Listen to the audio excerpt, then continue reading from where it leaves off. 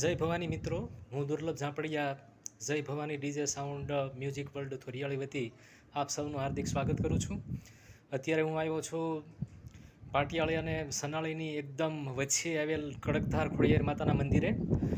અને આ મંદિર જે છે પ્રાકૃતિક વાતાવરણમાં એકદમ આવેલું છે અને પ્રકૃતિના એકદમ સાનિધ્યમાં તમે નજારો જોઈ શકો છો.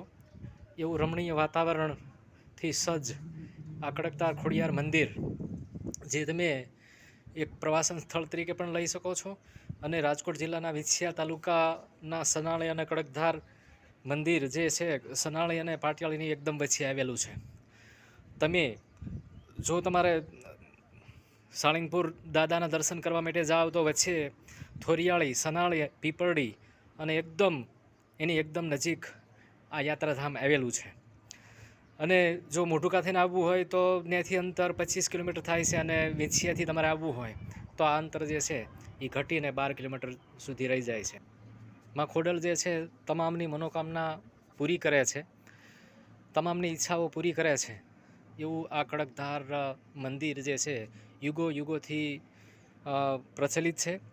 અહીંયા સંત શ્રી શિરોમણી નિર્વાણી બાપુ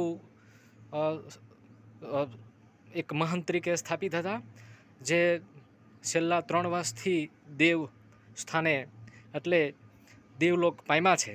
અને એની જગ્યાએ સંત શિરોમણી શ્રી બાપુશ્રીએ પોતાનું સ્થાન લીધું છે. તો અતિ રમણીય પ્રકૃતિના સાનિધ્યમાં આવેલું આ ખોડલ માતાનું મંદિર, જે કડકધાર ખોડિયાર માતાના મંદિર તરીકે ઓળખાય છે, અને સંત શ્રી શિરોમણી નિર્વાણી બાપુની અથાક સેવાના ફળ સ્વરૂપે અને પાટિયાળી, સનાળી અને દેવધરીના શ્રદ્ધાવાન મિત્રો, સ્વયંસેવક મિત્રોની યથાશક્તિથી આ સરસ મજાની જગ્યા બનેલ છે.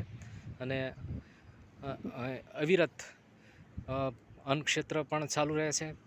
તો એક વખત આ કડકધાર ખોડલ ધામની જરૂર તમે મુલાકાત લેજો, જે પ્રવાસન તરીકે વિકસાવવા જેવું છે.